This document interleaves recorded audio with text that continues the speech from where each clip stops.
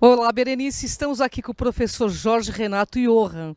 Maravilhoso, ele vai contar um pouco da sua trajetória, um pouco da sua história e a relação, como começou essa amizade contigo. Tudo bem, professor? Que bom, Cris, estar aqui com você e, sobretudo, no programa Berenice e Você.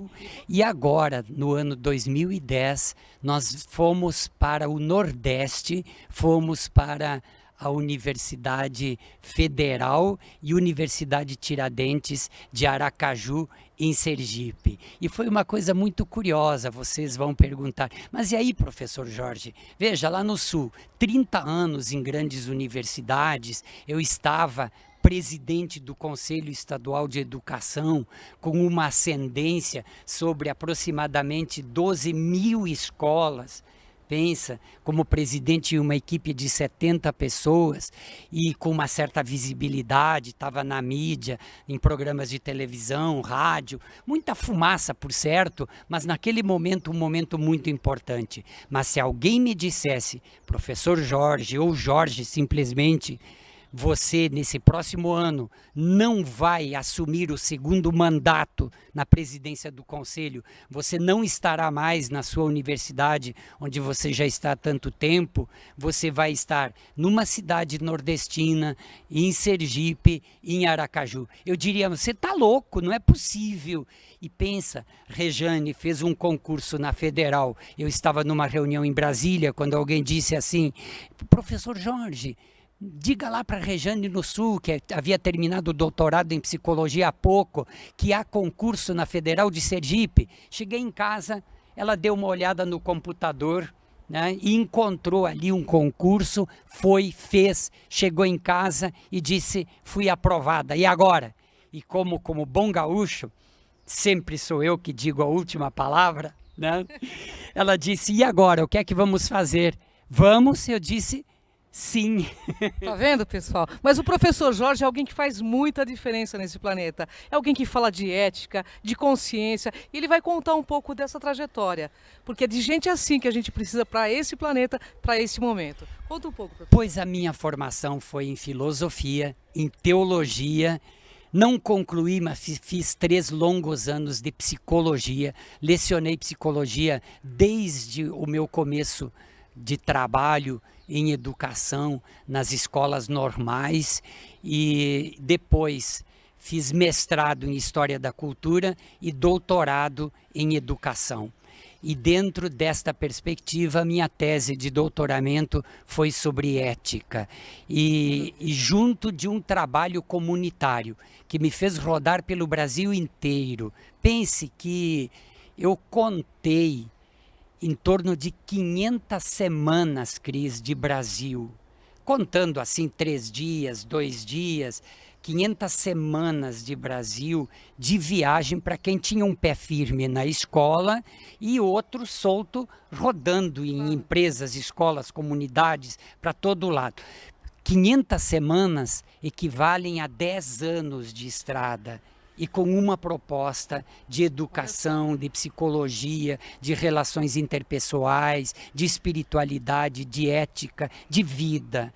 E esse discurso e a tentativa desta prática para ser minimamente coerente com tudo aquilo que a gente passa para as pessoas, eu tenho trabalhado até hoje, onde quer que eu ande e onde quer que a missão vai sendo cumprida nessa travessia que já vai bem distante, mas Papai do Céu ainda está dando todo esse pique, toda essa força, como se fosse a primeira hora do primeiro dia. Pessoal, vocês estão entendendo?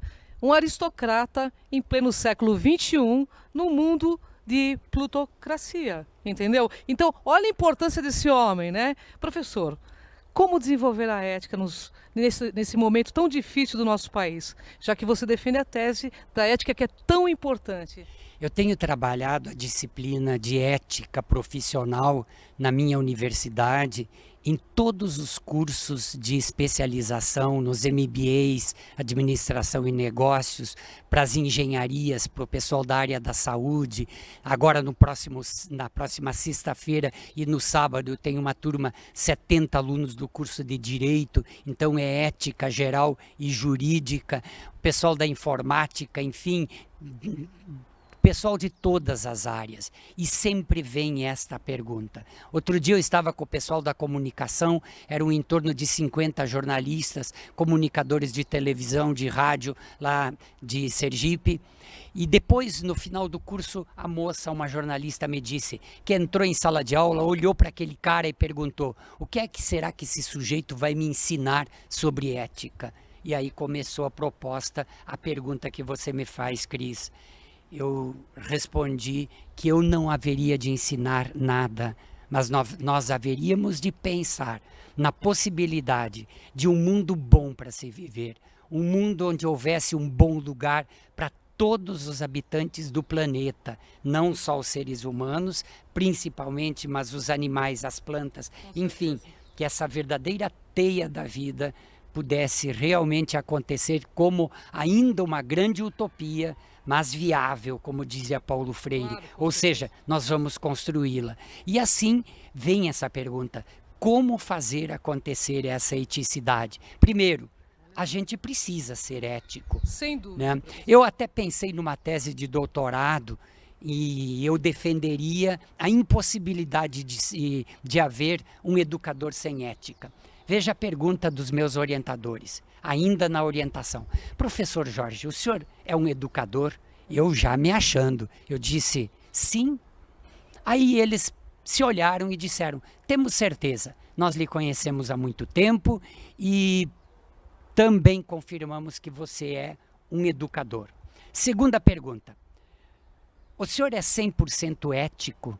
Quando eles me perguntaram isso, eu caí de costas.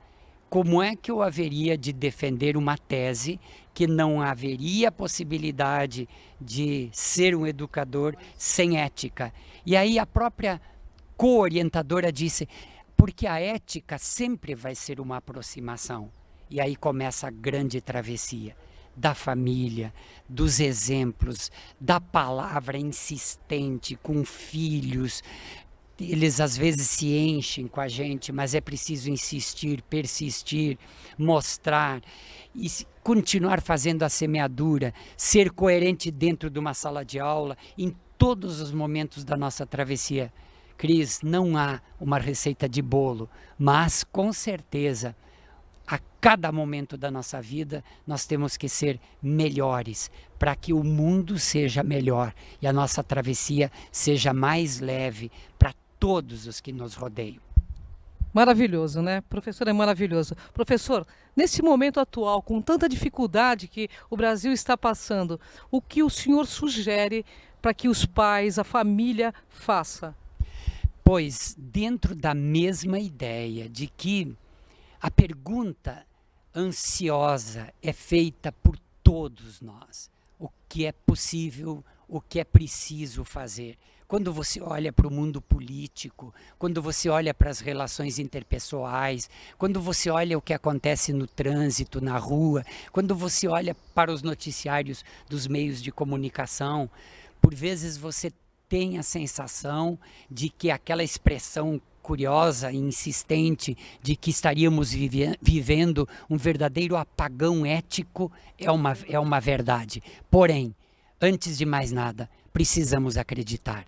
É possível, ainda há tempo, é preciso começar nos pequenos espaços, pequenos e vigiados, pela palavra, pelos gestos, pelo carinho, pela acolhida do Alex e da Cris aqui. Nós temos a sensação de também termos convivido a vida toda, porque a nossa energia, a nossa sintonia, a nossa busca e a nossa semeadura é a mesma nos diferentes espaços que ocupamos. Então é uma busca permanente, como na correção do título da minha tese, a co-orientadora disse, nós temos que nos aproximar mais e mais e mais. E é desde os pequenos gestos projetos, até grandes projetos de educação, tanto a educação formal quanto a educação informal, e aí os belos programas que vocês têm e que são oferecidos aí como um canal pela net, não é mesmo? Que nos leva para o mundo todo. Temos que ocupar todos os espaços, em todos os momentos, para que isso se transforme numa realidade. E, sobretudo, acreditar que ainda há como e ainda há tempo. É isso aí, pessoal. O professor falou e é verdade. É nos pequenos gestos que a gente pode fazer realmente a diferença. E começando dentro da casa da gente, né, professor? Sempre, né? Com coerência. Com certeza. E aí o desafio é imenso, todos nós sabemos, né? Como é que se estabelecem as relações com as crianças, com os filhos, as relações afetivas, relações sexuais, conjugais, enfim. Como que isso acontece no mundo do trabalho. E aí eu tenho insistido, por exemplo, não quero ser exemplo de nada, mas eu atravesso a minha universidade o dia todinho, desde o moço que está limpando o banheiro ao reitor, as meninas que servem o cafezinho, os alunos, os professores, enfim, seja quem for, oi, tudo bem, como é que vai? Enfim, eu usaria uma palavra que eu roubei não sei aonde. Fraternura, Cris. A fraternura. Uma mistura de fraternidade com ternura. E não é difícil, não custa muito.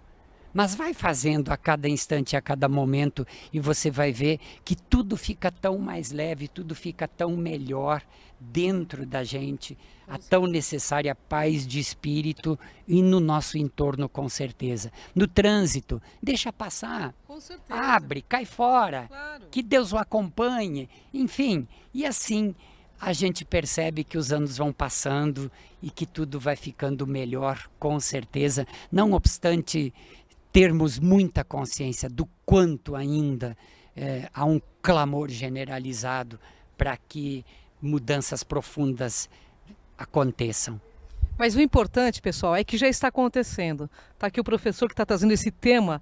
É tão difícil falar de ética, né, no momento atual, porque a gente vê os governantes, toda essa parafernália política que está ocorrendo, tanta dificuldade, mas nós podemos fazer a diferença. O professor já está fazendo a diferença. Está gostando do assunto, né? Vamos falar um pouco dos seus livros, que eu sei que são 6, né? Na paz, você me pergunta como é que você vai, na paz, né? Então Sempre, tá. né, Jair? Que bom estar conversando com vocês no programa Berenice e você, que eu já sei do sucesso, já sei do quanto tem ajudado tantas pessoas em todos os lugares e agora participando. E você fala de livros. O primeiro livro, e aliás, quando nós nos encontramos, estava acontecendo o lançamento no Rio de Janeiro das edições paulinas, na época, de um livro intitulado Modificação do Comportamento e Autorrealização. Esse livro atingiu ao longo dos anos 12 edições, de 5.000 livros, então 50, 60 mil livros no Brasil, que né, significativo. Não é nenhum best-seller, mas é alguma coisa significativa. Com certeza. Num país em que a máquina da propaganda não favorece muito algum tipo de literatura, mas em todo caso foi muito bem. Teve 3 edições numa tradução chilena, em Santiago do Chile, teve uma outra tradução em Bogotá, na Colômbia, e assim foi para Portugal, rodou o mundo todo. E sempre dentro dessa perspectiva. A minha área é de filosofia, é de teologia, de psicologia, psicanálise e história, como um mestrado e um doutorado em educação, e pretendendo ser um educador, eu preciso, e acreditando que a educação ainda é um dos grandes, o principal, não o único, mas com certeza o principal instrumento de transformação.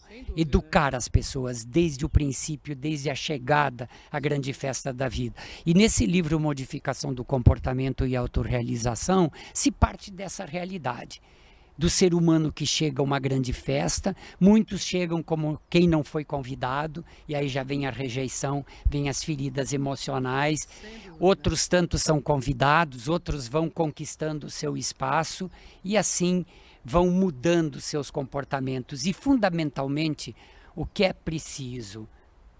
Se o mundo não é exatamente aquilo com que eu sonho, não é a realidade que eu gostaria que fosse, mas é a minha, é a nossa realidade. Então eu mudo, eu assumo uma postura, como diria Freire, Paulo Freire, que é um grande educador brasileiro, uma postura positiva e decisória frente à vida. O que significa isso?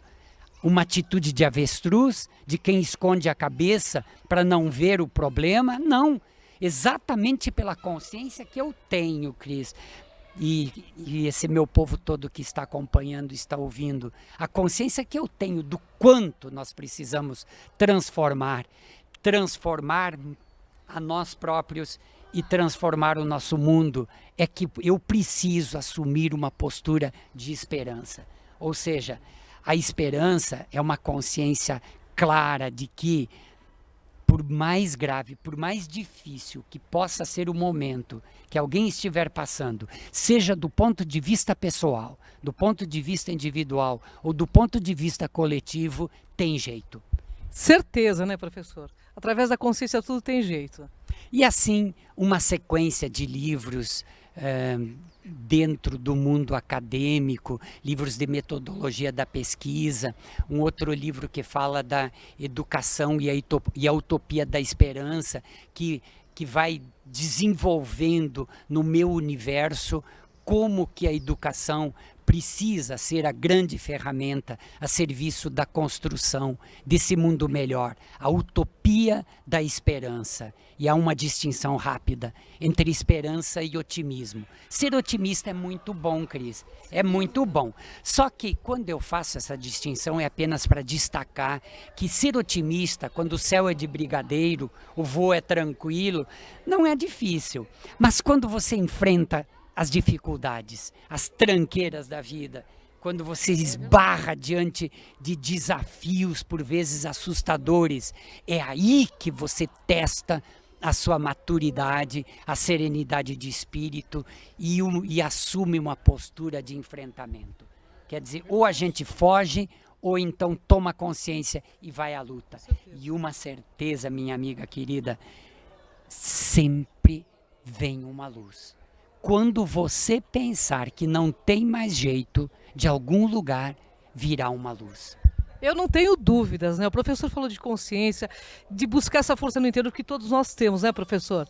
E eu, no meu ponto de vista, a gente vai mudar esse mundo com educação, com bastante ética mesmo, desde o começo da infância, né, professor? O professor fala de uma unidade, humanidade, gente. Vamos voltar a ser humanos, né? Então. E essa questão de ética está muito ligada à coerência, né, professor? Com certeza. E o último livro agora, que vai ser lançado em breve, a editora já está trabalhando, já foi entregue, já foi aprovado pelo Conselho Editorial. Dentro de algumas semanas também, de alguma forma, eu vou passar essa notícia para vocês quando acontecer. Um novo homem e uma nova sociedade, construindo a cidadania. Um novo homem e uma nova sociedade. E aí alguém vai perguntar, professor, mas você não está contente não? Quer dizer, que novo homem, que nova sociedade é essa? Ora, tem tanta gente querida, tem tanta gente harmoniosa, tem tantas coisas bonitas, esse mundo poderia ser um verdadeiro céu já desde agora. Agora, temos que dar uma ajustada, temos que dar uma arrumada. E aí tem mais um texto em que eu vou partilhando e através desses meios maravilhosos aí da internet, né? E da net, quem sabe, logo, né? Para poder colocar essas ferramentas ao alcance da nossa mão, do nosso braço, para que essa realidade aconteça o mais breve possível. Professor, eu quero que antes de a gente terminar, né, nosso programa, que o senhor mande uma mensagem para todos os nossos ouvintes. Para todos vocês que me estão escutando, estão vendo, Berenice, de modo especial, com carinho, que vocês olhem sempre para cima e para o alto. que vocês jamais esqueçam que, por maior que seja a tempestade, sempre virá de novo a bonança. Ou seja, por maior que seja a escuridão, sempre virá a luz. Eu repito tantas vezes para mim mesmo, por vezes diante de dificuldades pequenas, às vezes um pouco maiores, e que eu não vejo o caminho, eu repito: eu preciso, eu quero, eu vou.